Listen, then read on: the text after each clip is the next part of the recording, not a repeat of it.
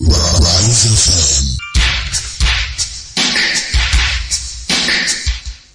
Hello, good evening, everyone. Welcome to the show this week. Today, coming to you live on your award-winning radio station, Rise 106.7 FM, and we are broadcasting to you from the rich city for here in Delta State, and of course, the economic nerve center of Delta State. Laju Awala is my name. My regular guest is with me here in the studio, Reverend Louis Ifeanyi. Good evening, Reverend. It's good to have you. Good evening, Laju. Good evening, dear fans. I also have joining me on the phone the immediate past Commissioner for Information, Delta State, Comrade Charles Aniago. Good evening, Comrade, if you can hear us. So good evening, and then thanks for inviting me. Okay. Also joining me on the show is Comrade Sheriff Molade. He's an environmental and human rights activist. Comrade, good evening, if you can hear me. It's good to have you on the show. Yeah, good evening. I could bring greetings to all Deltans over there. Thank you. Okay, good. What we do is that our focus on the show is on what played out recently in Delta State, where some group of individuals are laying some allegations against the immediate past governor of Delta State, His Excellency Dr. Ifeanyi Okowa. You recall that on Thursday, Comrade Sheriff Molade led a group of Deltans to the EFCC office, saying that the EFCC should probe the immediate past governor of Delta State, alleging that he has misappropriated some funds meant for the development of oil-producing areas of the state. Specifically, they are saying that the 50% of the 13% derivation that is supposed to be exclusively for the development of oil-producing communities in Delta State has been allegedly misappropriated by the immediate past governor of the state to the tune of over 1 trillion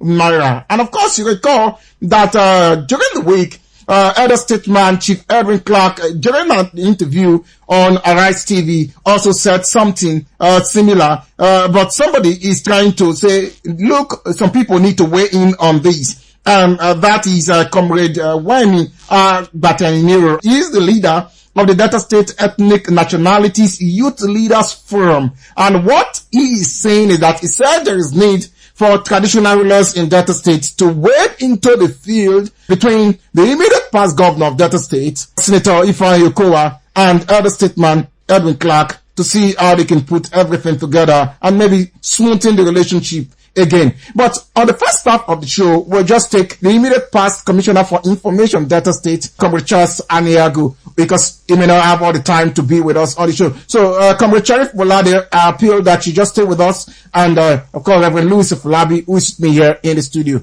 So, let me first get your reaction to all of these that we are hearing about your boss when he was the governor of Delta State. Well, Laju, thank you very much. But since my Comrade Molade is also on the program, it would not be proper to take me and then allow me to leave while he continues. Because he has raised a number of issues that we want to respond to. And I would also like, in the course of this conversation, when he raises them, since he was not fully in government, I'm in a position to also correct him in some areas where they have progressed in error.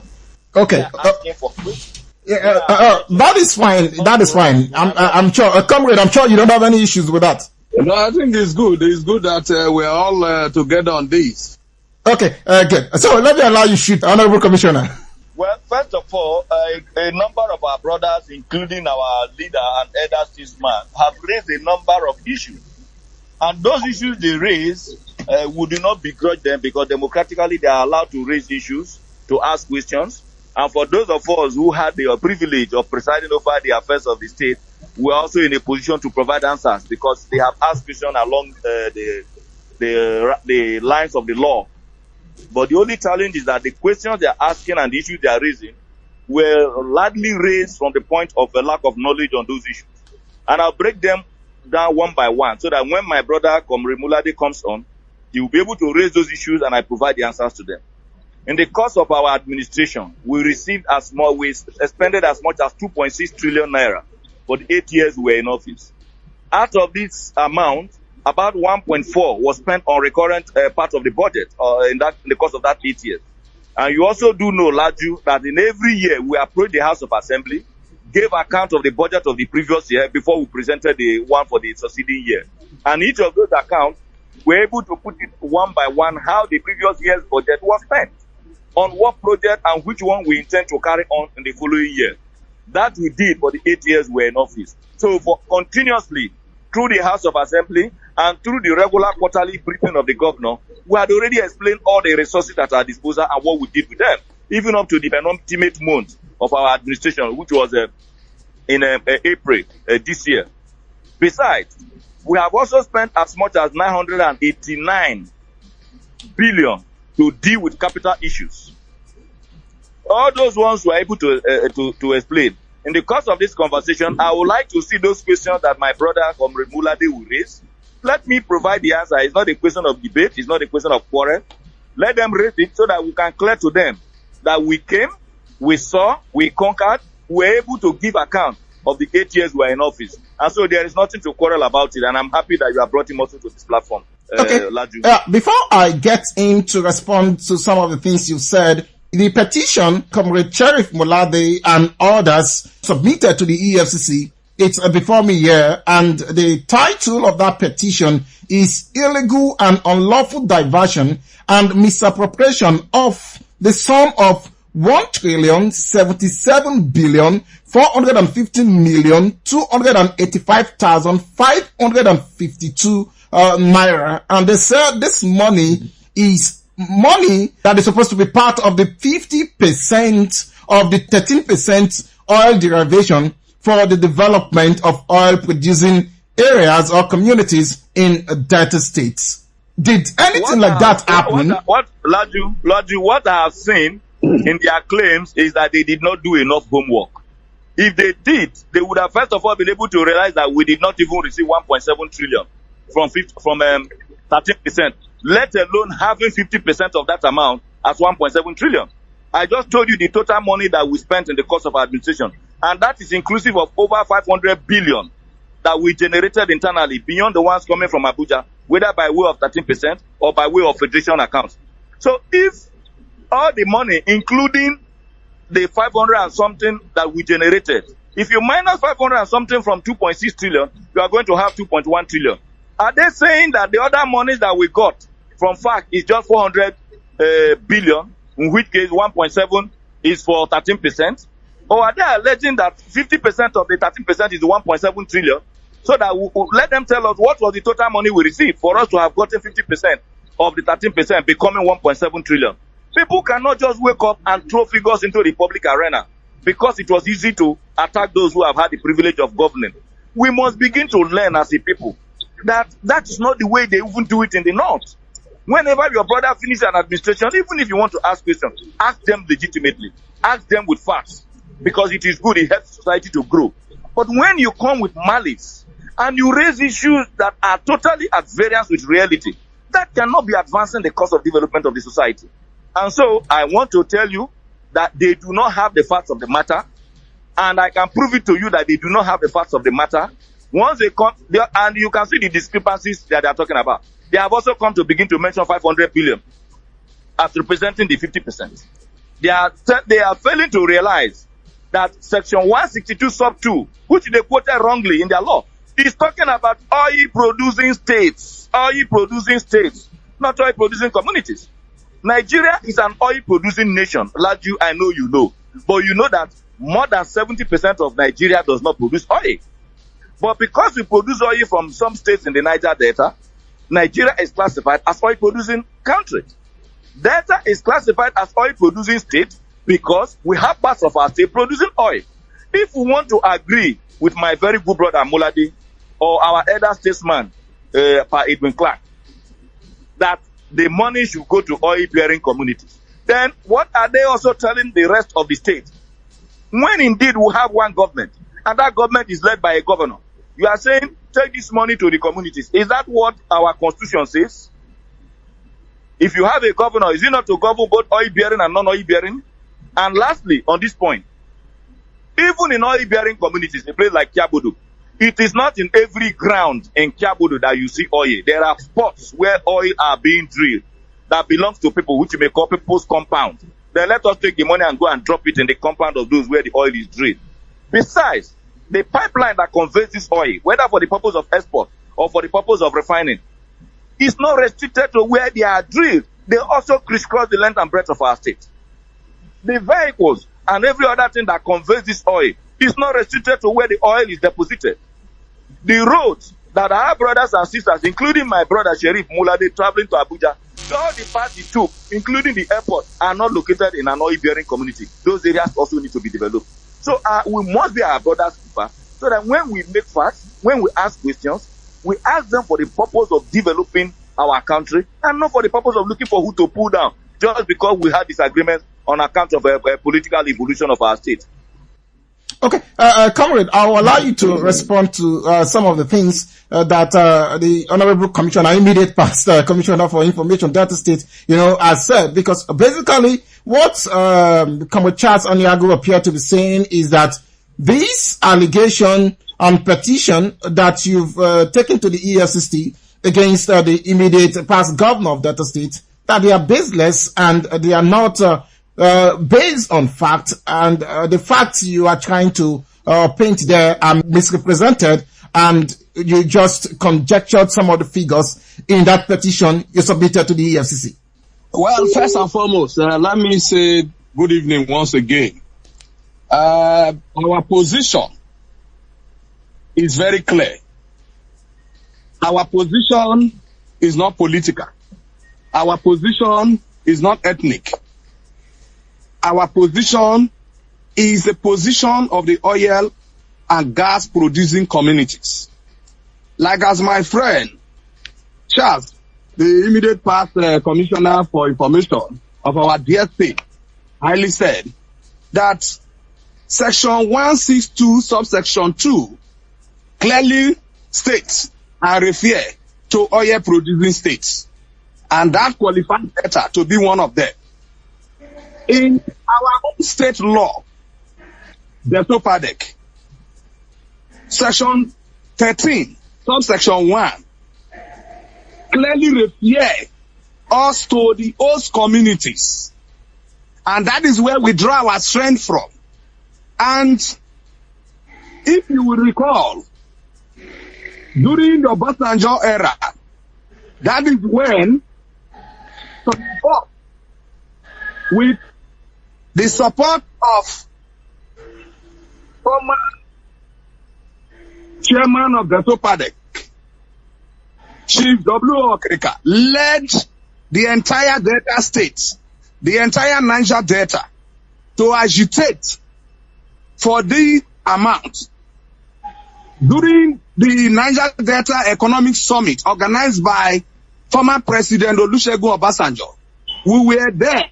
We were agitating until these amounts were made available for the oil producing states. So people agitated for it. We were involved from that beginning until the establishment of the SOPADEC. Some persons came on board. They don't know how the SOPADEC were created. People lost their life. People struggled for this commission before it came out. Now from this, 50% of the 13% by the SOPADEC law, by the Delta State law creating the SOPADEC, that 50% should be exclusively administered for the host community. So now when you look at it, out of the amount that is coming, 50% is for the oil producing communities, while 50% is for the entire Delta State. So we are not bothered about how the other 50% that is for the entire state, which means that the non-oil producing state communities are taken care of. We don't bother about that.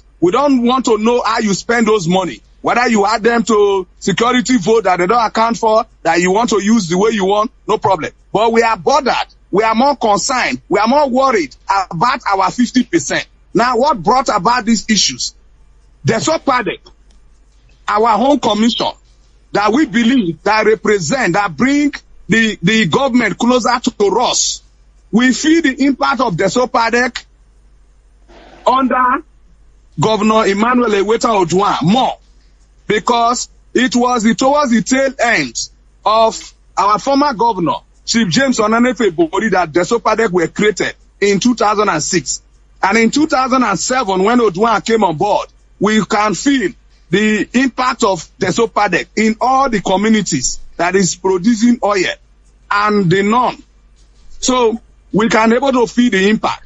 Now, when we move from there until when our immediate past governor came on board, the commission is, of course, he sent an executive bill to the State House of Assembly, where the acts were amended twice for personal reasons.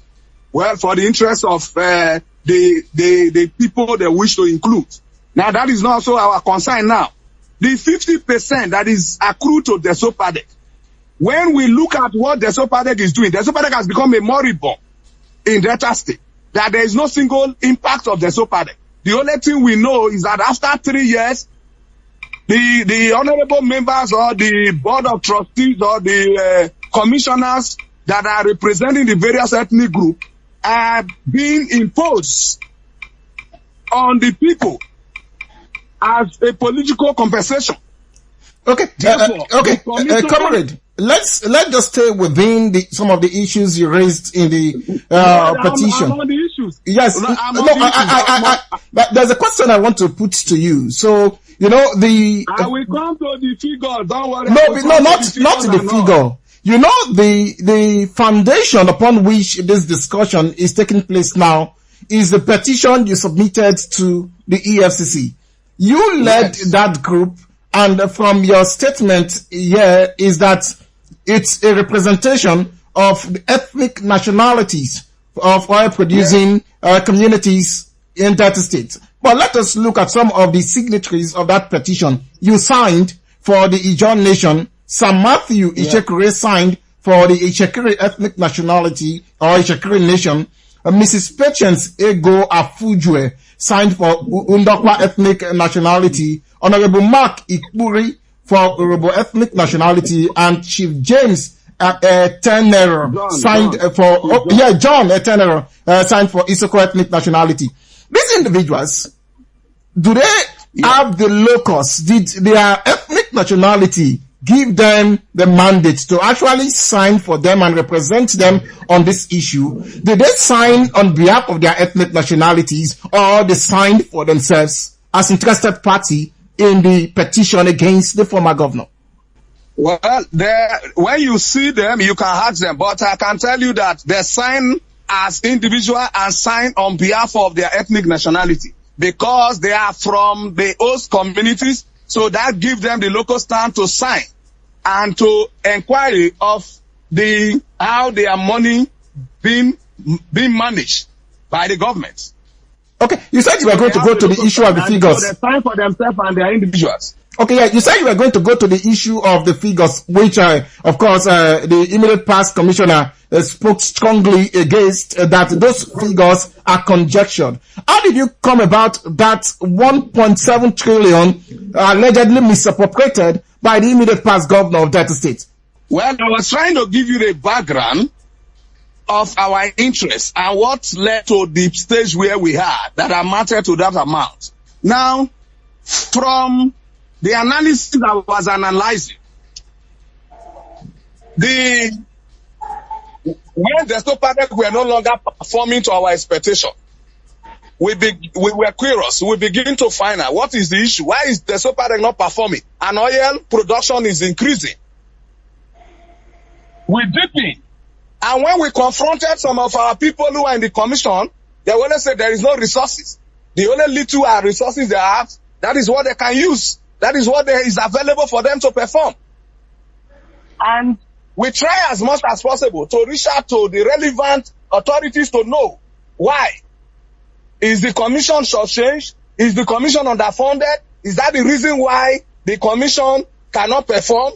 What happened to the previous board members who were able to do the little they could, and we could see the impact of the commission? So we apply, because the only source for us to get the authentic document, the authentic amount that has been accrued to the state is through the Accountant General Office. And this was since last year. For some of us, I've been involved in this since last year. I keep following up.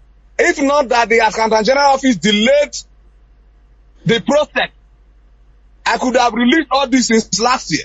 But I don't want to also come out to make a statement or make a position when I does not have the document or an authentic certified document. So until this year, when the Accountant General Office finally released the document to us, of course, based on our interest, we approached some of the leaders that, look, this is what is happening. We don't know what is happening to the SOPADEC. The SOPADEC has failed, have derailed because of the way the government is even managing the commission.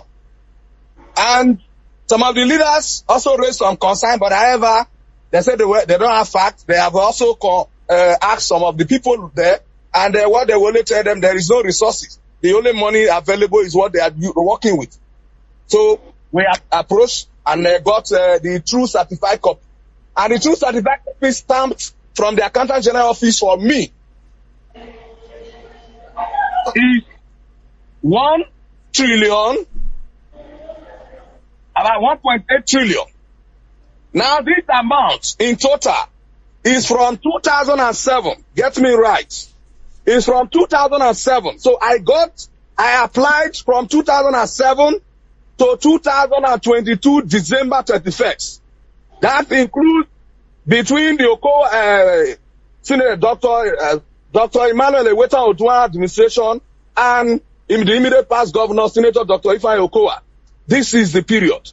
And that gives us 1.8 trillion. Let me put it in that form. So, trillion. If you, because of time, if you are saying, for example, you applied from 2007 from the regime of former Governor Emmanuel Eweta Oduwa to 2022, the regime of immediate past Governor Ifeanyi Okowa, one would expect that you also include in that petition that the EFCC should also call former Governor Emmanuel Oduwa to question on his own part of it, because of course you don't expect former Governor Ifeanyi Okowa to account for former Governor Emmanuel Eweta Oduwa when he's still alive.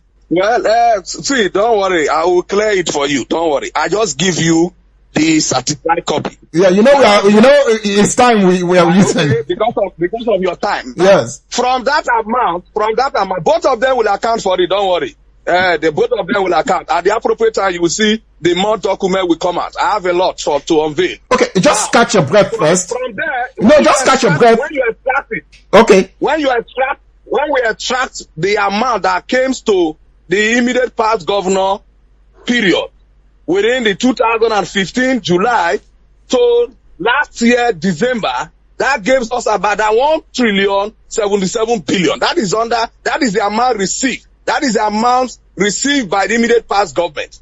And when you go by that, the amount that is supposed to, 50% of that amount that's supposed to go to the SOPADEC, supposed to be 538 billion, some fraction. Excluding January to May of this year.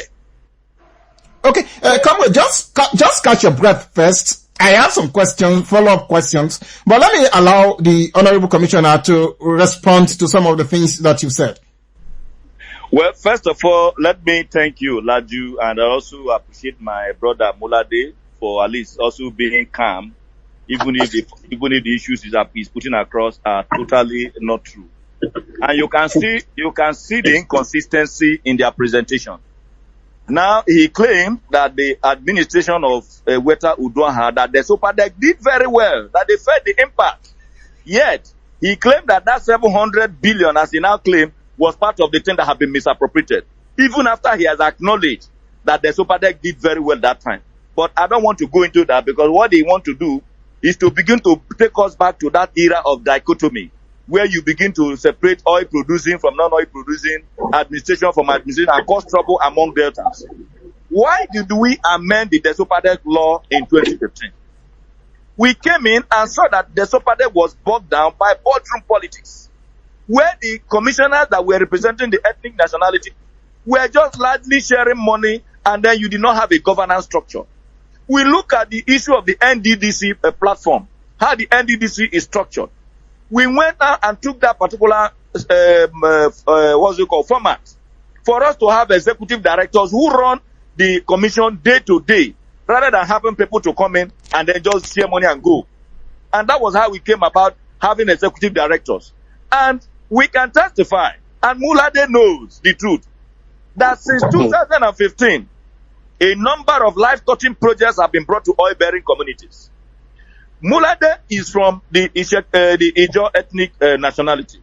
Mulade knows the amount of roads we have constructed in places like Ugulaha Kingdom. Mulade knows that if you go to Ishekiri Kingdom, that we have been able to construct roads in Ode Ishekiri.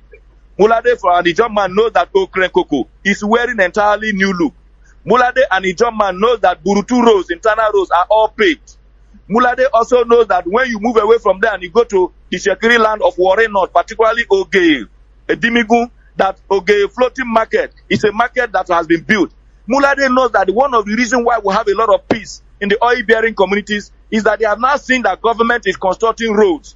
They now have more schools in oil-bearing communities. They now have more hospitals in oil-bearing communities. Why are people not having the fear of God and say the truth and leave all this political consideration? Now, let me come back to the figure that he's mentioning. Because sometimes people progress in error without understanding the issues. He agreed that Delta State has one government.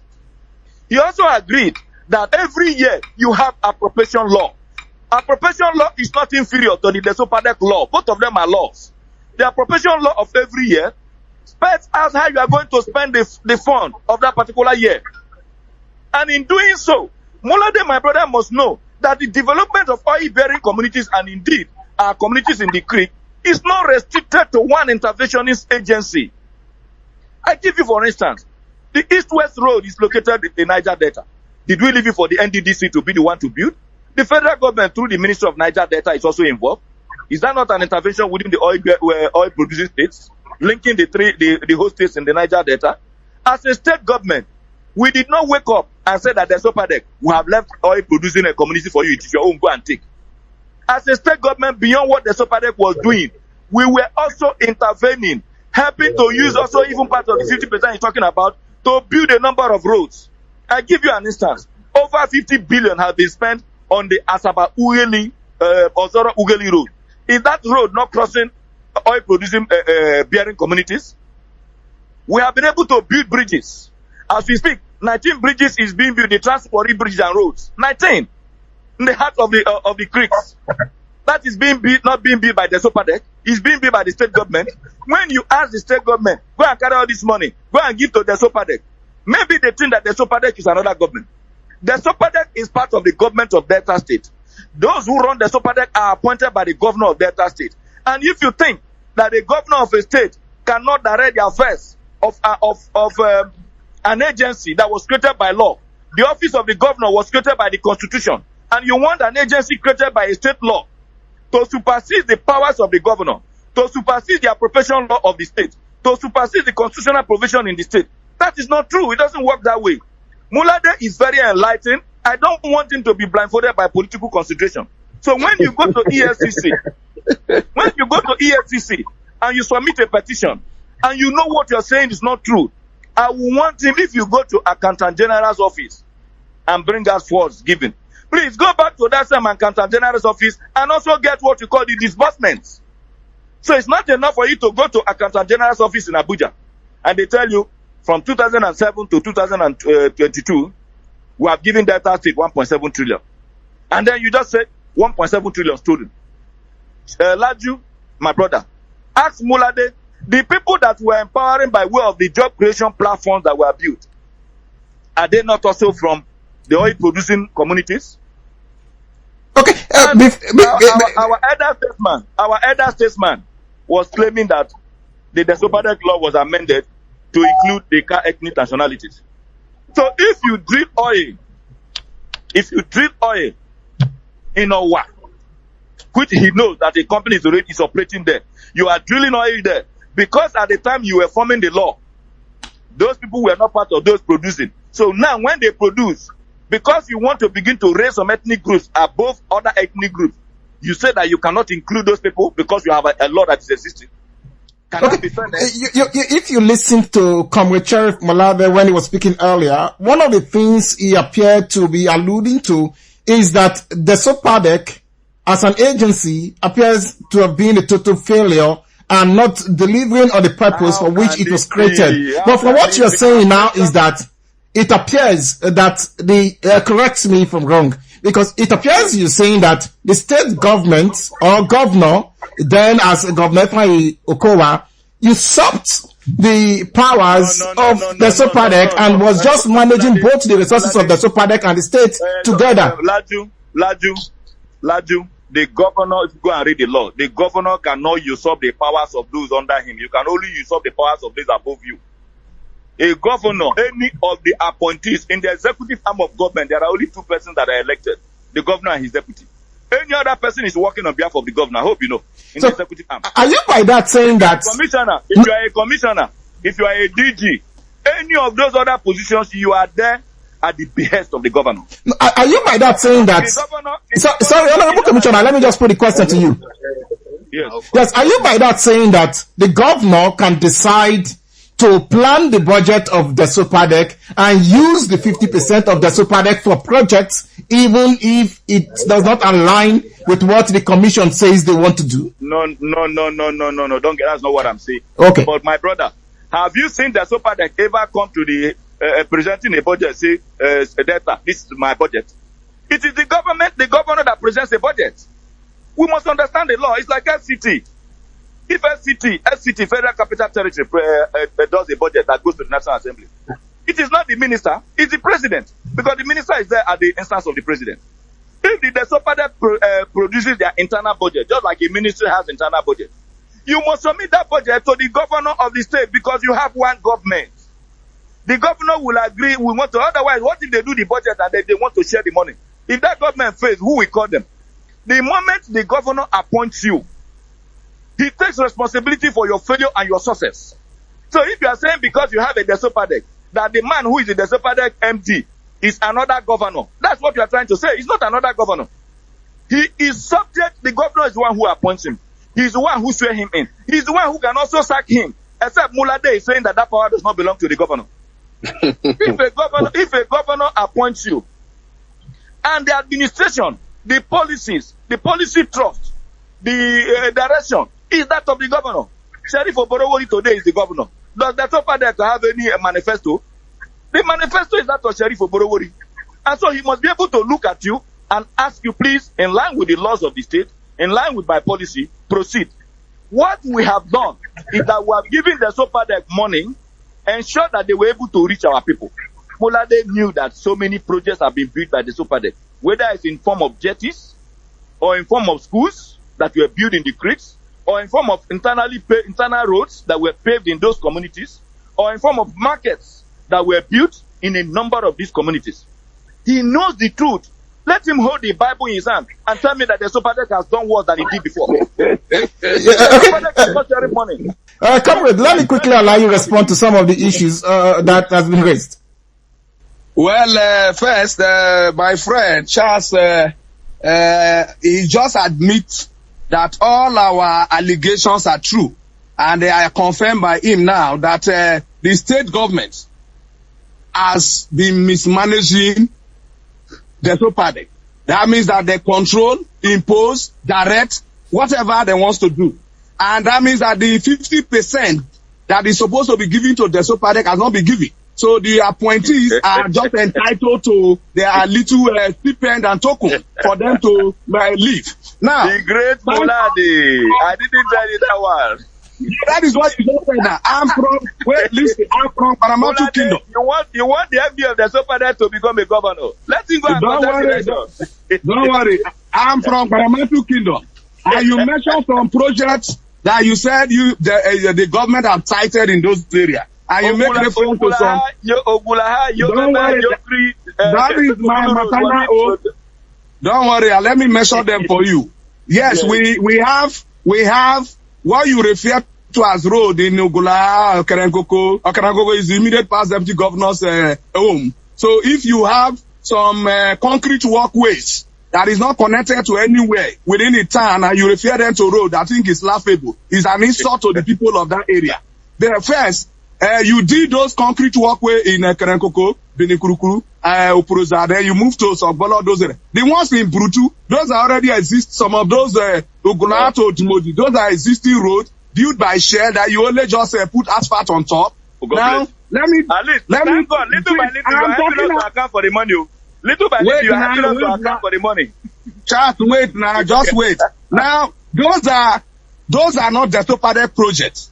We know the ones that are the Sopade project. We know the ones that are state government. So you mean that if the state execute projects in those areas, you are referring to 50% of the Sopade money. I started by saying that we are only bothered and concerned about the 50% that is supposed to go to the commission, so that the commission in turn will focus on the main oil producing community so that they can see the impact. I make reference to Odua administration that during that short period of Ibori to Odua, we could able to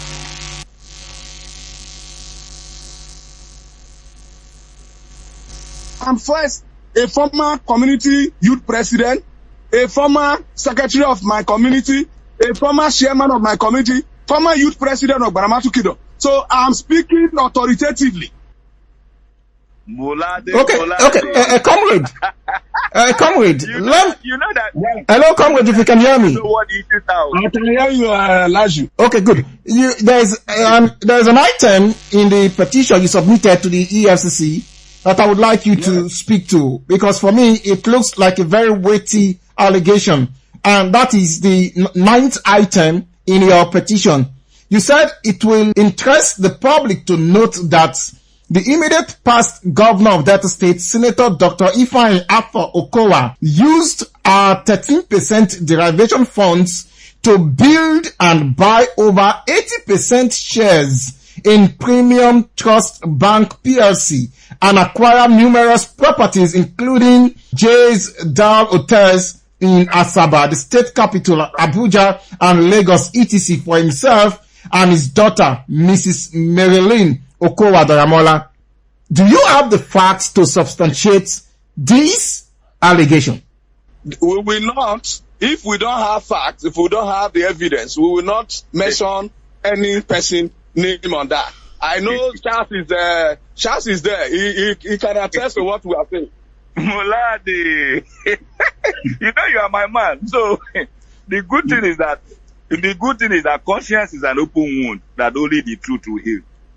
Mulade, you know that even as far back as 2015, I was to open Jezda Hotel and Suites. As far back as even before I came into office, how does it belong to Okowa? Don't worry, when the time comes. Even as I'm talking to you, I'm speaking to you from the premises of my hotel. As far back as 2015, go and look at my code of conduct form that I filled even before becoming the chief press secretary.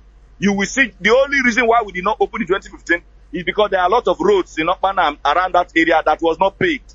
And I said, I don't want to be going to my hotel through Potopoto. And in the course of the 8 years, I did not even disturb government, even while I was in government, for them to do the road. It just happened that as they were doing many other roads, not until when the governor was commissioning the roads, I asked them, who owns that property?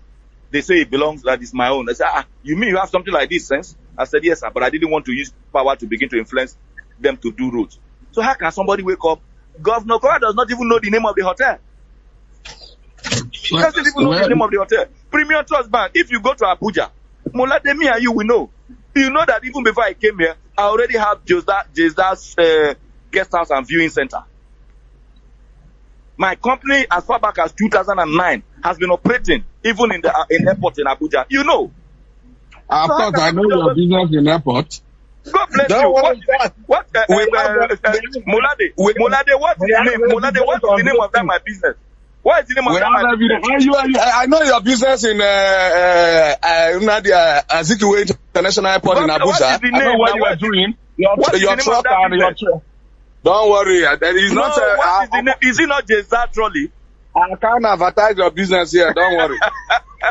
So how do you people just wake up? You carry a bank that belongs to some other people. You say Okowa owns the bank. You carry my hotel that I've been suffering. I built the hotel for a period of 13 years. Since 2010. Something I did for a period of 13 years. Yes. Don't worry about that. Okay. Don't worry. We have evidence about that. Mulade, you know you are my man. We have evidence about that. Okay, gentlemen, let me allow both of you catch your breath. And I want to bring a neutral person now to help us look at some of the issues that we've raised. And basically, it appears to be speaking on the structure of the super deck and the way the super deck is operating. For you, Reverend Louis Fulabi, do you think there is need for the current governor to take a second look at the super deck, looking at all that has been discussed, the allegations, counter allegations, and all of that? I think the issue there is that the focus is on oil producing states, and the concept of oil producing states was for development to get to the states that produce the oil in order to lessen the agitation from the communities that are complaining. So I also believe that what is good for the goose is also good for the gander, in the sense that the oil producing communities too should have a priority attention. Because I've heard the commissioner say trucks do pass through, pipeline used to. But what about the people that are feeling the immediate impact of the stench? I've worked in the offshore as a valuer, dealing with issue of oil spillage. And some of the things I see in those communities are very pathetic, I must tell you. So it's because of the state government to really pay attention to those communities. I'm sure some of the operatives of the government have never gone to those communities, have never entered through the shore to see what happens to those specific communities that you are dealing oil from. When they have issue of spillage, the whole communities appears to be at risk in terms of health, in terms of loss of life, loss of farmland, loss of fishing rights, so many things that sometimes for 1 month, 2 months, they do not have anything to fall back on. So it behoves of government in Delta State to still go back to the issue of the host community. Host community in terms of those who are really producing, not through only pipeline, not through only the roads that the tankers pass or whatever. We must look at the communities from that. I'm talking very objectively here. From what I've seen firsthand, I've worked in over 100 and something communities in Delta and Bayelsa. And I can tell you, there's a need for the whatever comes in as a percentage to actually go in terms of providing amenities and facilities for this people. Comrade, I've been in this profession for over a decade. And I have covered issues in this area that you talk about. And one of the major things that has been a subject of controversy, even when the PIA was being looked into, is the issue of impacted communities. That sometimes communities that are not directly producing may suffer even more consequences as a result of these same activities of international oil companies. For example, you may be producing the oil, but your pipe runs into another community and there's another spill in that community that is not producing.